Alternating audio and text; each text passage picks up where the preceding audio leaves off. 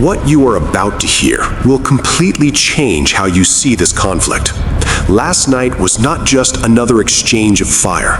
Last night was something that military analysts are calling one of the most intense and devastating bombardments seen in recent history. And the most shocking part? It lasted for 3 full hours without stopping. 3 hours of continuous missile strikes raining down on Tel Aviv. Think about that for a moment. 3 hours, no break, no pause, just wave after wave of destruction lighting up the night sky. Welcome to Pulse America News. I am Kundi, and tonight we are breaking down exactly what happened, what it means, and where this conflict is now heading. Stay with me, because what I am about to share with you will leave you stunned. Now let us start with the simple reality of what sleep deprivation does to a population. When an entire city cannot sleep for even 1 minute, when sirens are going off all night, when buildings around you are crumbling, when cars in the streets are filling up with smoke and debris falling on them from above, the psychological and physical damage to that population is enormous. And that is exactly what happened last night. Entire neighborhoods were shaken.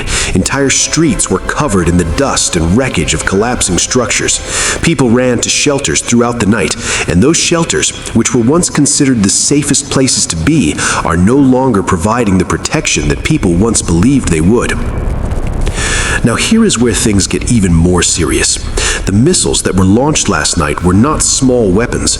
We are talking about warheads that weighed a minimum of 1 ton, and in several cases 2 full tons. When a 2-ton warhead hits a building, that building does not just get damaged, it gets completely flattened. Everything around it turns to rubble. We saw this kind of destruction in Gaza, but now we are seeing similar levels of devastation in a completely different location. The scale of what was used last night tells you something very important. This was not a warning shot. This was not a message. This was a full-scale, maximum intensity military operation. The missiles used last night included some of the most advanced ballistic and hypersonic variants currently available. The Kheibar Shekan was deployed, the Ghadr missile was deployed, the Emad missile was used, and then came the heavy ones, the missiles with warheads so large that even reinforced structures could not withstand the impact. These weapons were not fired randomly. They were aimed at specific military installations and communication centers. Communication infrastructure was reportedly completely destroyed in certain targeted areas, and military personnel from multiple allied forces were confirmed to have suffered losses, though the exact numbers being reported in the media are being questioned by multiple international outlets, including Reuters, the New York Times, and the Washington Post, all of which have noted that casualty figures may be significantly underreported. Now, let us talk about something that has almost never been seen before in this conflict. Civilians in Tel Aviv woke up last night to find messages on their mobile phones, personal messages sent directly to their devices. The content of those messages was chilling. They were told that their government is lying to them. They were told that the attacks are real and ongoing. They were told that even their shelters will not be able to protect them. Now, whatever side of this conflict you stand on, you have to acknowledge that this kind of psychological warfare, targeting civilian phones with direct messages in the middle of a bombardment, represents an entirely new and deeply unsettling dimension of modern warfare.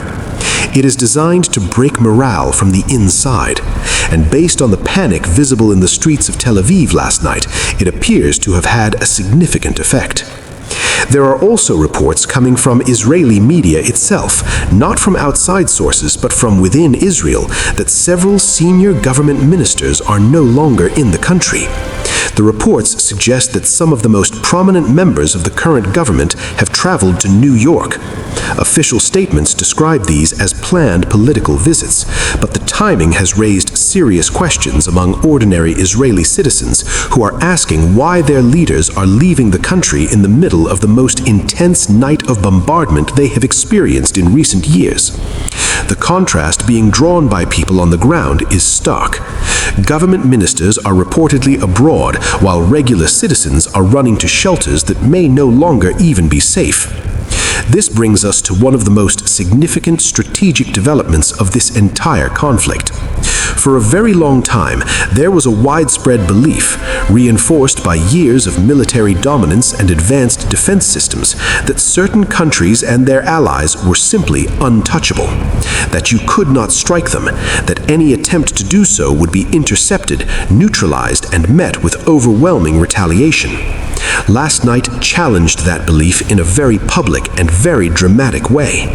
Defense systems that were supposed to intercept incoming missiles were overwhelmed by the sheer volume and speed of what was incoming. Hypersonic missiles flying at speeds that leave almost no reaction time. Ballistic missiles coming in from multiple directions simultaneously. Drones launched alongside the missiles to further complicate any defensive response. One by one, military bases that were once considered secure have been taking hits. This is not a claim being made by one side alone. Multiple Western media outlets have now confirmed that American military installations in the region have been damaged. The Pentagon has yet to give a full and transparent accounting of what was lost, and journalists are pushing back hard on the official narrative, suggesting that the public is not being told the full story about what is happening on the ground. Now let us talk about the economic dimension, because this is something that many people overlook when they are focused on the military action. War is not just fought with missiles, it is fought with economics. And right now, the economic pressure on one side of this conflict is becoming extremely severe. Businesses cannot operate normally when a population is running to shelters every night. Workers cannot show up to their jobs when they have spent the entire night awake listening to sirens and explosions. The productivity loss alone from a single night like last night is staggering. Multiply that across weeks and months, and you begin to understand why economic warfare has been explicitly mentioned as a major factor in the current situation. Reports from within Israel describe people heading to the airport, desperately looking for a way to leave, but finding that their options are extremely limited. Airlines have reduced or suspended services. Exit routes are complicated, and for many ordinary families, there is simply nowhere to go. On the market side, the financial reaction to this conflict has been visible and volatile. Every time a statement is made suggesting that the war could end soon or that negotiations might begin, oil prices drop and markets stabilize. Then, the moment those hopes are dashed, the moment it becomes clear that no agreement is coming, markets react negatively again. Kundi at Pulse America News has been tracking these market movements, and the pattern is consistent. The financial world is deeply nervous about where this is heading. Investors do not like uncertainty, and right now, uncertainty is the only thing being produced in abundance. Now here is a crucial strategic point that you need to understand clearly. There have been suggestions in recent days that Iran might be running low on missiles, that after more than 100 days of conflict, their arsenal must be depleted. But look at what happened last night. If nearly half or more of an available missile supply was already used before last night, and yet last night still produced one of the most intense bombardments of the entire conflict, then the question you have to ask yourself is this: how much damage can the remaining supply still cause? And more importantly, what happens to the calculation of this conflict if that supply is still being actively replenished?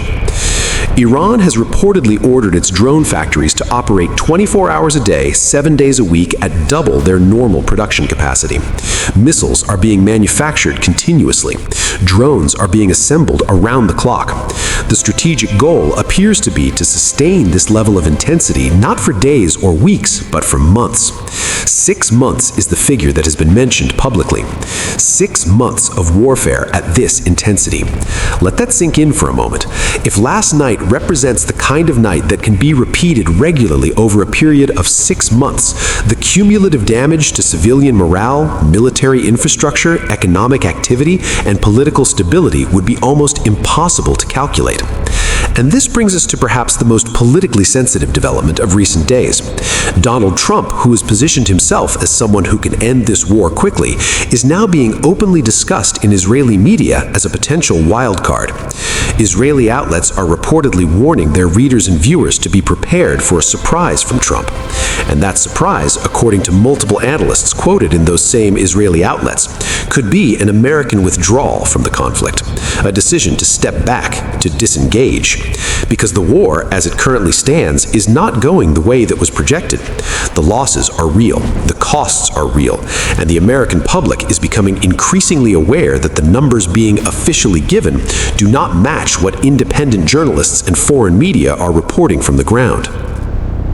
Trump himself, when asked about the promises made regarding military support for this conflict, gave an answer that many interpreted as placing the responsibility back on the other party. His message, translated from political language into plain speech, seemed to be this: we said we would help, but the other side also made choices. Meaning, do not expect us to carry this indefinitely. Do not expect American soldiers to keep dying in a conflict that has no clear path to resolution. The American administration has its own domestic pressures. It has markets to manage. It has an economy that is being affected by rising oil prices. It has voters who are watching the news and asking hard questions about why their country is involved in a war thousands of miles away. Now, let me be completely clear about something important. The only reason outside forces can intervene in any conflict is if there are internal divisions within the country being targeted. Contindi at Pulse America News has noted this consistently. External pressure alone has never been enough to destabilize a nation where the population remains unified. History proves this. No amount of external military pressure succeeds without some form of internal fracture. And right now, whatever one thinks of Iranian leadership, the internal picture there does not show the kind of collapse that would be necessary for an external intervention to succeed. The streets are not producing the uprising that some had hoped for. So where does this leave us? We are at a moment where multiple things are true simultaneously. A massive bombardment happened last night, and the damage is real and significant. Defense systems were overwhelmed, and that is now a documented fact. Military losses on the Allied side are being underreported, according to multiple credible Western news organizations. Economic pressure is mounting on all sides. Political will to continue the conflict appears to be weakening in at least one major participating country, and a surprise announcement that could dramatically change the direction of this war may be closer than anyone publicly admits. At Pulse America News, I am Contindi. We will continue to bring you every update as this situation develops.